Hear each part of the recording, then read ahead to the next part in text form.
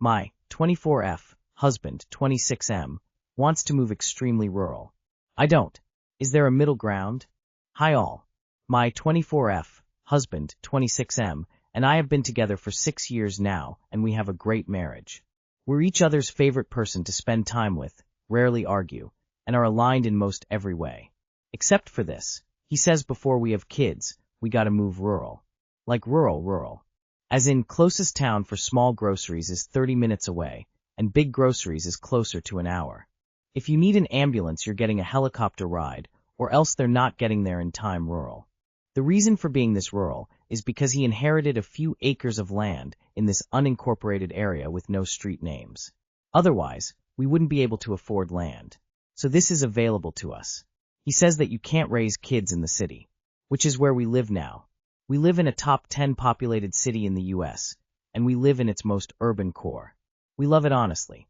Even though he grew up rural, he frequently mentions how great it is where we live now.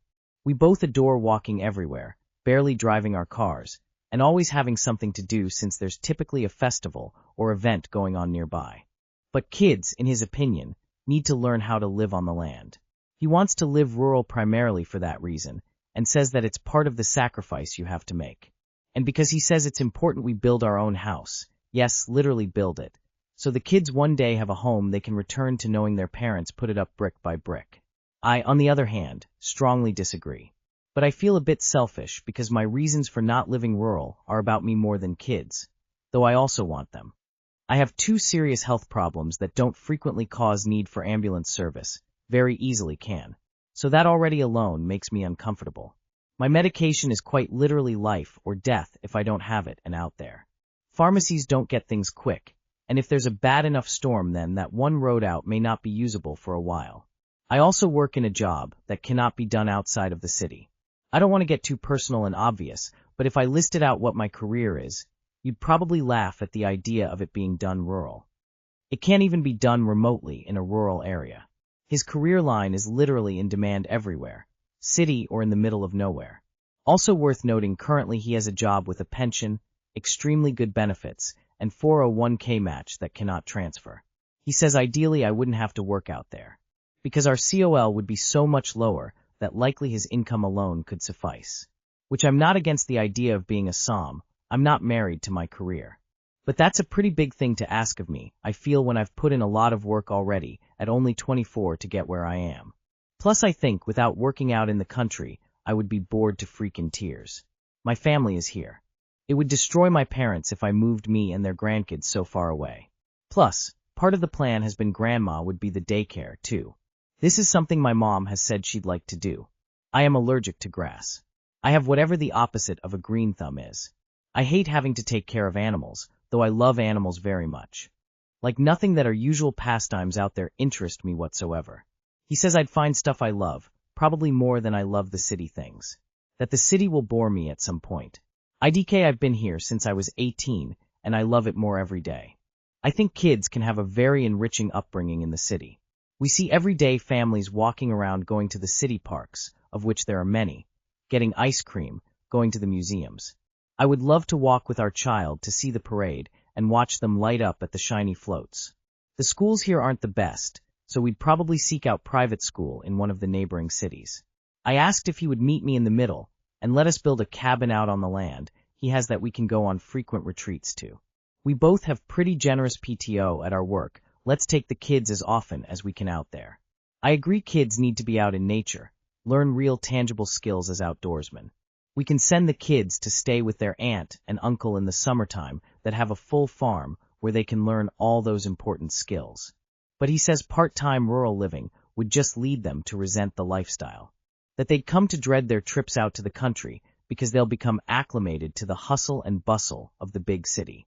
The kids, in his opinion, need to live rural and decide on their own whether they want to leave for the city or the country. I also want to note that my husband hasn't really spent any of his adulthood rurally. He never had to go to work for 8 hours, drive an hour to get groceries, then drive an hour back. His parents did that. Right now, if I want to go to Costco, he usually passes because he doesn't want to drive 15 minutes and asks if we can just go walk over to get what we need at the grocery store down here. And finally, the middle ground cannot be the suburbs. We loathe the suburbs. We're thankfully at least on the same page that it's either super urban or super rural. I'd rather live super rural before the burbs, and he'd rather live super urban before the burbs, too. It feels like an impasse in our future. I'm not really sure what the middle ground is here for us, but I really want to find it. Anyone have an idea for a compromise? Too long did not read. Husband says we need to live rural in order to have kids. I say no, let's stay in the city. Context edit. I'll address real quick what was discussed before marriage. We knew he'd have this land coming eventually, but it was supposed to be much further down the line, like at least another 20 years from now. I was open to the idea once we had kids grown, retirement on the horizon, that kind of situation, potentially living on that land. I still had my reservations due to my health, but I didn't mind the idea of spending old age there. I never had in mind spending my youth there, though. His parents passed away unexpectedly shortly after marriage, unfortunately. And so that's why the land is here now and not later. Before that, there wasn't an option of living out there because the land is very expensive. And so staying where we are until then, sending kids to private school a bit outside the city, and taking trips out there to see his parents as often as possible was the plan. A cabin or second home on the land actually sounds like a reasonable middle ground. If you have health issues that require you to be near a hospital, then you have no choice. You can't move to the middle of nowhere. Explain that to him, and if he still doesn't care, you have your answer. I'm going to be blunt. Your husband sounds like an idiot. It sounds like he's obsessed with a fantasy that has nothing to do with reality, including the reality of who he is and what he likes. I would bet a lot of money that even if you told him you were totally on board, he will never ever create a life that looks like what he's talking about. And I don't know how you would end up married to someone who's acting like this. My advice is to go to couples counseling and tell him to grow the fuck up. And if that doesn't snap him out of it, then wave goodbye as he goes off to waste his time failing miserably by himself. We lived rural when my boys were really small. It was hard because there was no one for them to play with. Traveling for activities became a dreaded chore. We moved to the burbs for them, and they had a pretty idyllic childhood. Now that they are grown and live in big cities, I will be moving to a more rural location. My only regret was we didn't live close to family. It would have been nice to not have to travel to see them. Our vacations became about seeing family versus actual vacations.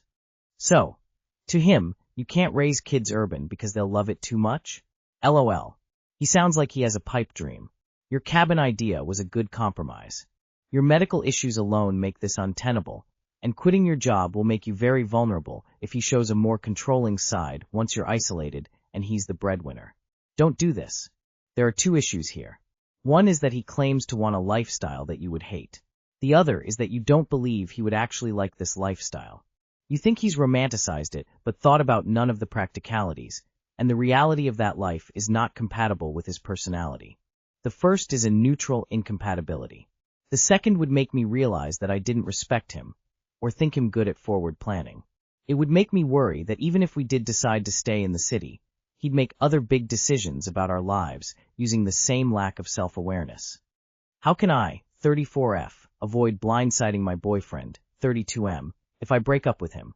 I, 34F, have been dating my boyfriend, 32M, for 2 years. He is the sweetest man in the world, but I am constantly irritated with and stressed out by him. I think about ending it all the time, but I worry that I will regret it for the rest of my life. I have a lot of mental health issues and a history of trauma and avoidant attachment, and I have an extremely hard time voicing my needs to anyone, especially to men. I have been working very hard with my therapist on this, and I feel like I'm getting closer to being able to bring up issues with him. But when I think of the list of things that need to change, it is just too long, and I feel like we need to break up. I don't think it is possible for all the things to be fixed, and given how hard it is for me to bring up issues, this would be a monumental task. Note that my boyfriend has a heart of gold, and I know he would genuinely try to fix any problems I bring to him. I still feel conflicted about breaking up since I know that I am the one bringing a lot of the issues into our relationship by not being able to discuss problems. If you have any insight on this, I would love to hear it. It is painful to think of the shock he would feel if I break up him because I know that he will be completely blindsided, given that I never bring up problems. If I break up with him, any ideas on how to mitigate this? If it is relevant to your advice, here are some of the problems I have. Sexual problems. Does not understand female anatomy, case in point, he thought the urethra was inside the V. Has been given info about what I like, but doesn't know enough to apply it.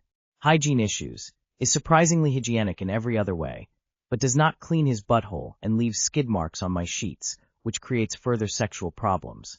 Problem-solving skills. Didn't know how to get last few weeks of toothpaste out of tube, doesn't know how to cut his toenails so they aren't jagged because the clippers are smaller than his toenails, can't do things like cut open a package in a logical way. Forgot to put a bath mat down, so instead of drying himself off in the shower, he walked across the room to get the mat, soaking the entire bathroom. Life skills in general. Is a PhD student, but doesn't know how to do any basic tasks, doesn't know how to clean a spill on counter without Clorox wipes. Had to be taught not to leave wet towels on my furniture and couldn't figure out where to hang it, on the towel rack, without being taught. Couldn't figure out how to use my standard stove by himself. Doesn't know how to tell whether or not an item needs to be refrigerated and doesn't think to check. Tried to use the handle of a dirty metal fork on a non-stick pan to help me cook for my family. Planning. Traveled to Italy without plug converter. Doesn't pack toothpaste and shampoo generally. Says he assumed I would have it, but I don't think he ever thought about it. At 9:15 a.m., when we were leaving our hotel to get breakfast, assumed we would come back to our room before 10 a.m. checkout.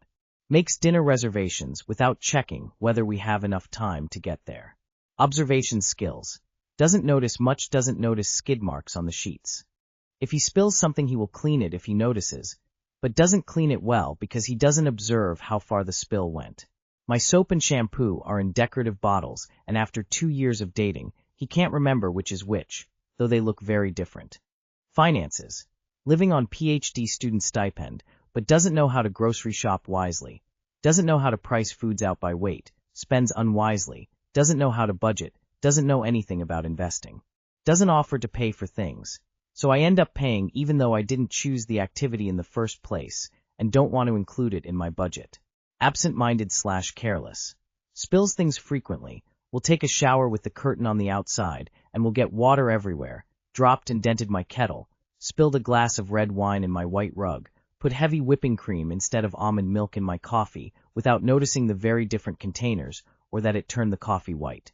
My cat often pees next to her litter box, so the bath mat can't stay on the floor or she will pee on it after my boyfriend showers.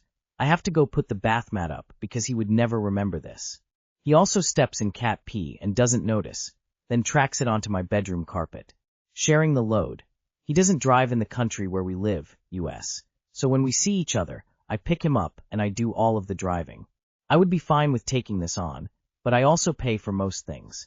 I would also be fine with that, but I also clean all of the dishes and take on all of the mental load in our relationship. I just feel like everything is on me and that I have a companion but not a partner. I would love to hear any advice you have. Thank you so much in advance.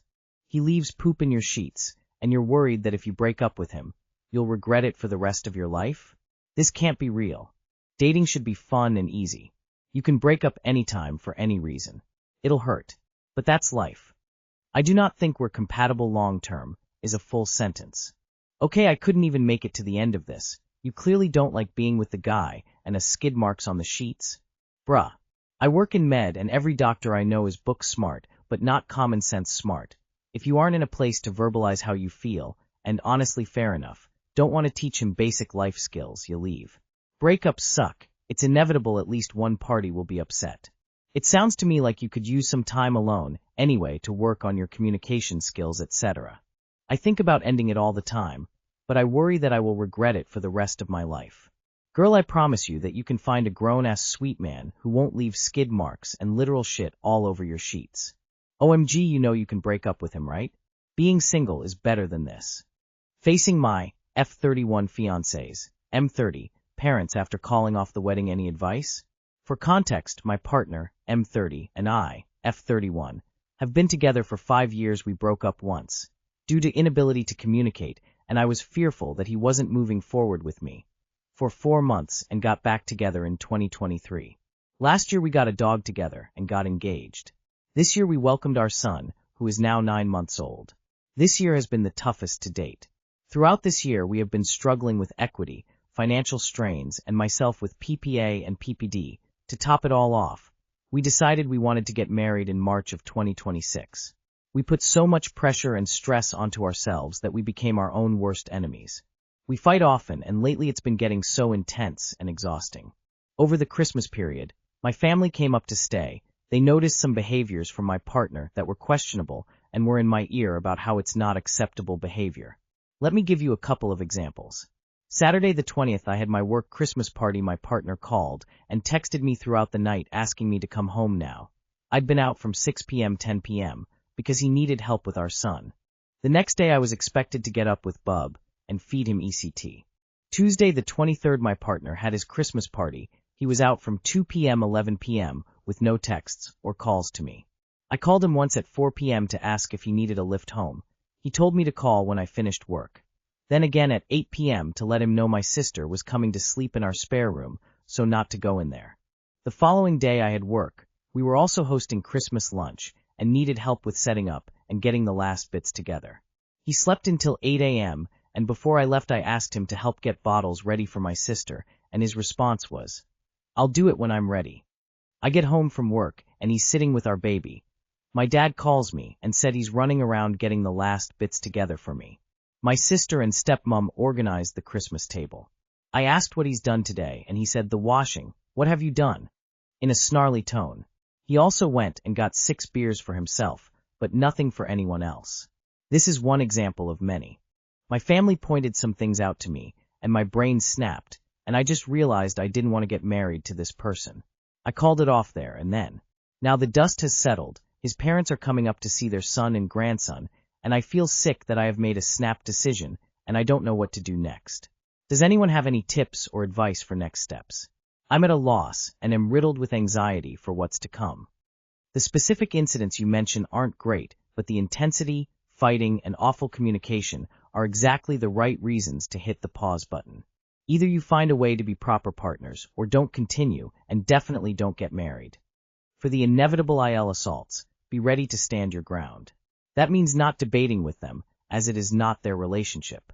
That means not listening to them, either, for the same reason. That means saying that it's up to their son to work things out with you, and without their involvement. That part will suck, as they will likely not listen to you. Your best stance will be to walk away when they don't stop talking at you about it. Every single time until they actually stop. Honestly, he treats you horribly. I'd use this time to be cordial and figure out a plan to be single. You deserve better. Your child deserves a better environment. If this isn't someone you want to marry, why are you still trying to build a life with him? Just break it off. Based on your examples, he sounds awful. I'm proud of you for recognizing it's not the right thing to get married. If for some reason his parents try to convince you otherwise, just keep repeating it's between you and him. No one else. Sounds like you did the right thing by pressing pause. As someone above perfectly said, he needs to step up and be a partner to you. He's also not a good dad if he's not a good partner first. So he's letting both of his people down. You don't need to say anything to his parents.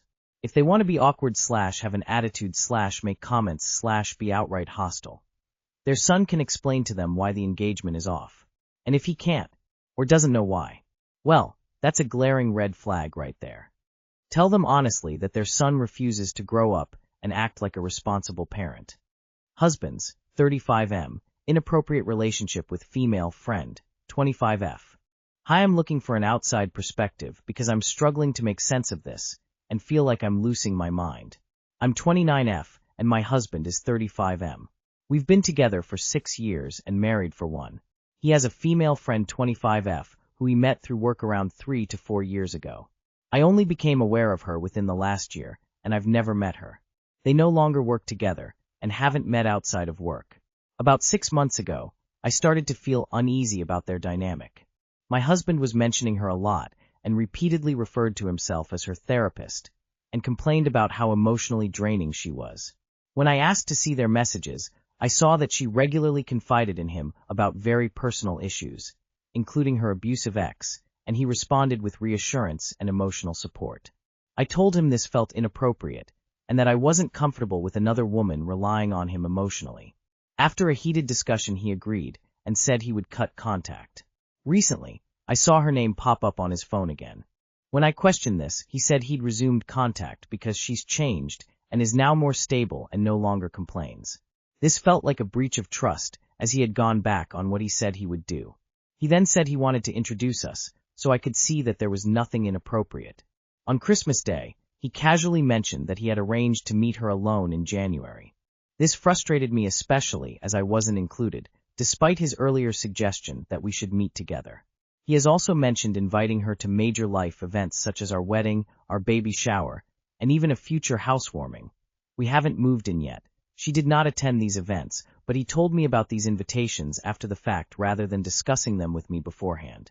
He insists this is just friendship, that he has no ill intentions, and that I should trust him because nothing physical has happened nor does he want it to. I struggle with this because he initiates most of the contact. She is significantly younger, single and his type on paper, and emotionally vulnerable, and he appears to be giving her emotional attention and access to his private life that I would expect to be reserved for our marriage. I don't have these concerns with his other female friends, who are mostly older, married, or people I've met organically with clear boundaries. How would you interpret the way my husband is engaging in this friendship, given this context? My fear is that this has the potential, if not already, to be an emotional affair. My fear is that this has the potential, if not already, to be an emotional affair. Sorry to say I agree. I don't buy that a 35-year-old married man really wants to be just friends with a 25-year-old woman he used to work with. I'm married and my husband has several female friends he is close with. However, I have met them all, they are all around his age. He met most of them when they were all in high school or college. And they have things in common. I also have several male friends, some of whom I have even dated, many years ago. So I am about as far from the men and women can't be friends person as you can get. And your post still reeks to me of trouble. Wishing you the best. No married 35-years-old man signs up to being an emotional support therapist to a 25-years-old woman, without there being something, potentially or otherwise, in it for him. He's already emotionally cheating on you.